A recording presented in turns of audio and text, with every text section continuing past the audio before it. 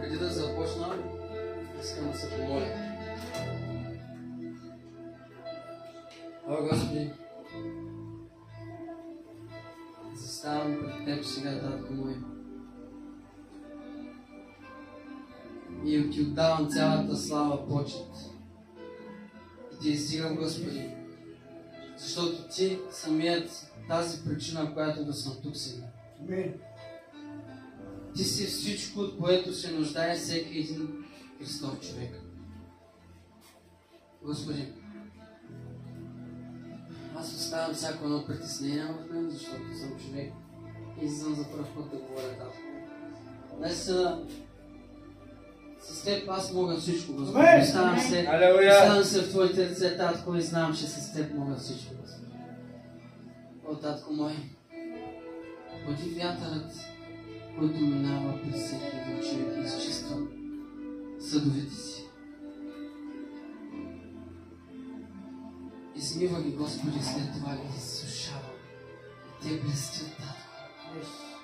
Блестят за Тебе, Татко. И са готови, Господи. Ти да излееш Твоите лей, Господи, върху тях. Халилуя! О, Татко,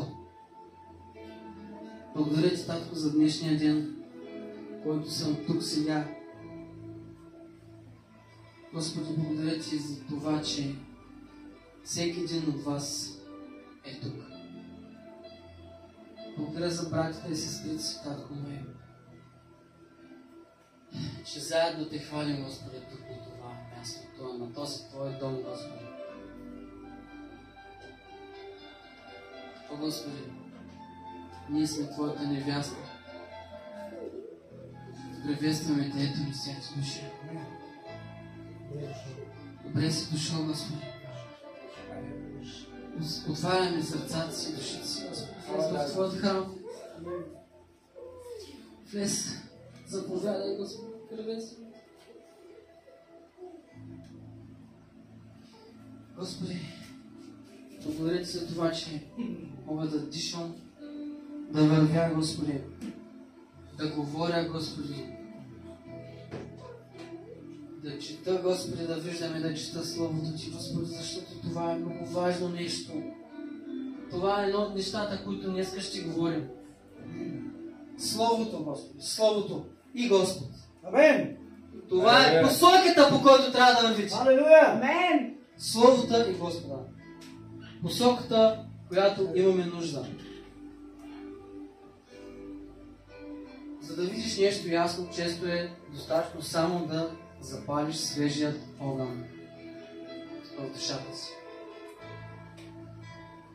И да осветиш хоризонта си, за да промениш грешната представа и посоката, която гледаш. Наистина така. Понякога трябва да светнеш и да видиш къде вървиш. А Бог е тази светлина, която всеки един от вас има нужда. За да може да не се спряпаме и да не падаме.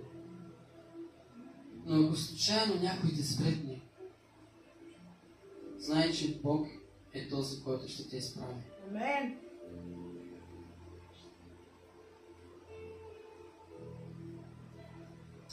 Алелуя. Амен.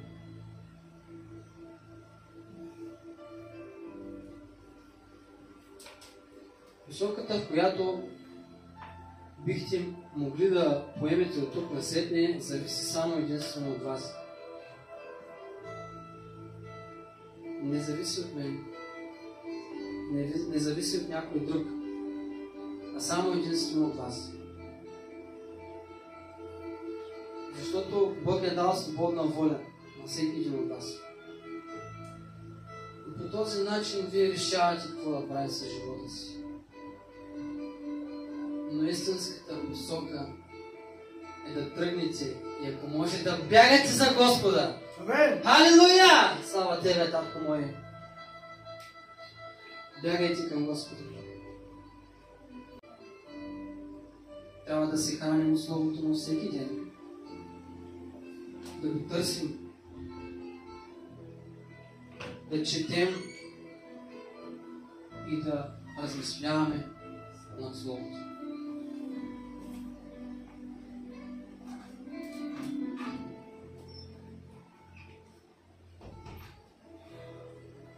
Защото Той е истината, Пътят е живота. Бог на любовта и Бог на мира. Нека бъдем искрени. И аз съм бил изгубен. Човек съм. Бил съм изгубен, но някак си самия аз направих така тази моя стъпка. Знам, че всяка една първа стъпка е трудна. Но когато направих първата стъпка, тогава осъзнах коя е истинската посока. Истинската посока е Той самият. Той, който е и който ще е завинаги. Исус! Халелуя!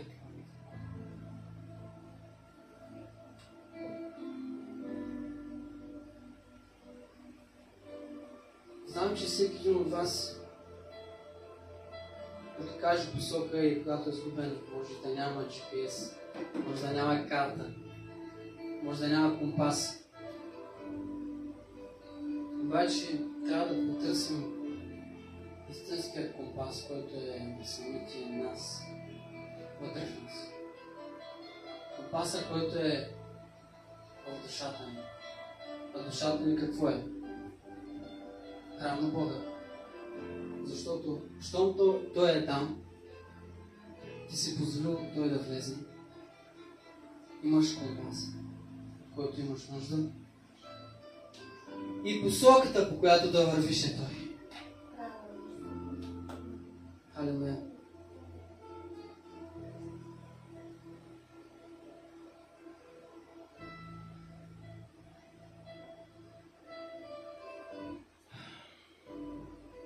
Посоката на живота ни е и Библията.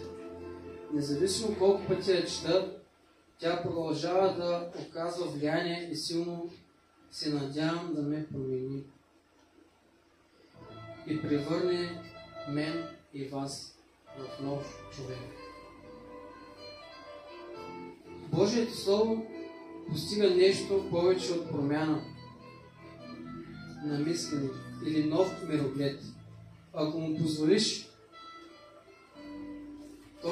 то ще промени твоята същност.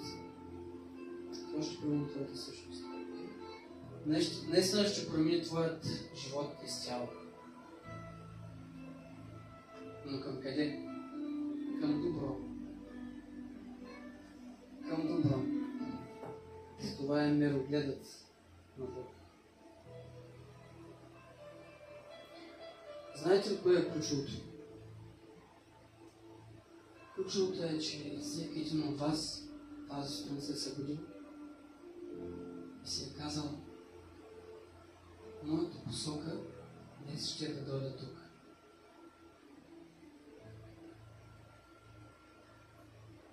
Исус.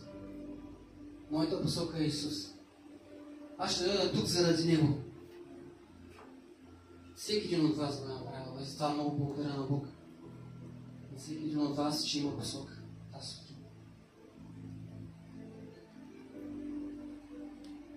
О, Господи!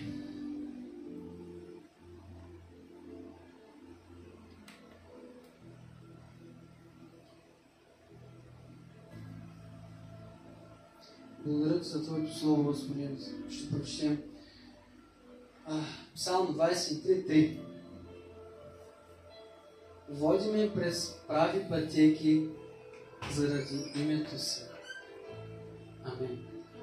Правите пътеки, правата посока. Заради името си. Словото и името му. Исус. Това е ключът.